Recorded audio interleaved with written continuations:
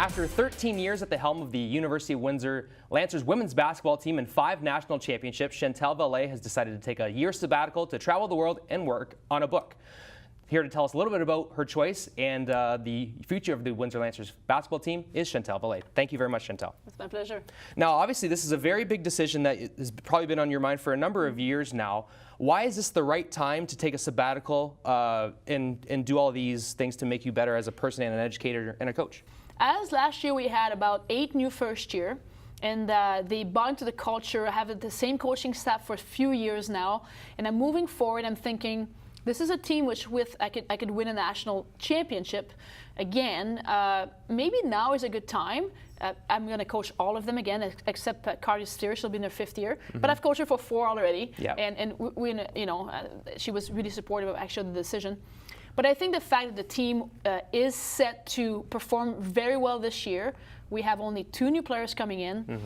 It's a good time to take that, and I'll coach everybody else next year and for many years to come. So I trust and believe that Emma can bring that team to nationals this year and do great, and then maybe she'll win, and I hope that. But then the goal is to take it from there and get the team to win again. Absolutely. Now let's speak about Emma Dunker. She was a fantastic player in her own right, fantastic player in the AUS for Acadia, I believe it was. That's right. And then she played 3 years of pro ball in Germany. Seems like she's the perfect person to take over for this year and learn herself and grow herself into a head coach, right? I've learned to get to know her as a terrific person. And so for me to hand the keys to my team to somebody, it would take a lot. And I thought Emma can do it. And I approached her with this idea. And my entire staff, Tom Foster, Madeline Belding, they're all there as well. And I approached the staff, and they loved it. They like, absolutely, and we'll take care of the fort while you are writing a book. And that's how the decision was made. Joining me today in studio is University of Windsor's master's student and now author Alex Cyr, who just published his book Runners of the Nish, about his time with the St. FX St. Francis Xavier University X-Men cross-country team as they chased a national championship in 2016. Alex, thank you very much for joining the show. Thank you very much for having me. Now, of course, this is a book about cross-country, about your days with the X-Men and Anna Nish. But the idea itself came from your head coach. Tell us how maybe an idea finally turned into this book.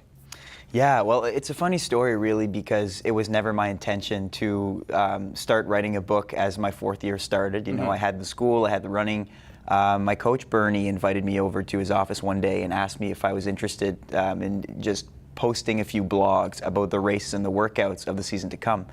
And, you know, me being really invested in the season, I started, writing about a bit more than that. Races, workouts, team events between those things, bus rides, social gatherings, and whatever, anything in between.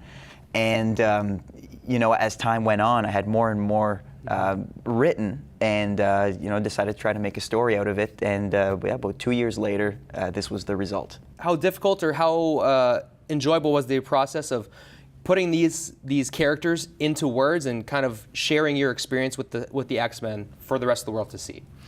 Once I got this published, it kind of dawned on me that, hey, everyone who reads it is going to know something about these people who I described. I hope they like their description. And so far, I've had pretty good reviews from my teammates, thankfully.